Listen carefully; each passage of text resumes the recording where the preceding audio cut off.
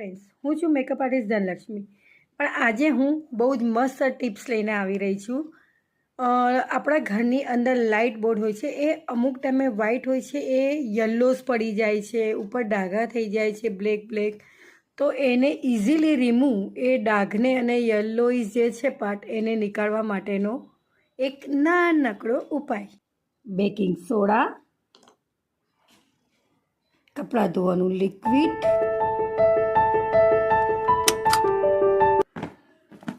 થોડી કોઈ પણ ટૂથપેસ્ટ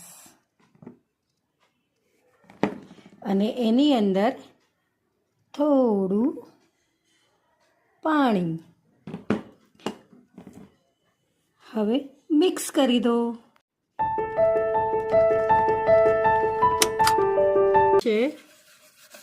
આ લિક્વિડને એક બ્રશ વડે આ રીતે હલકા હાથે ઘસવાનું છે. હવે એને એક કપડું લઈને લૂછી લઈશું.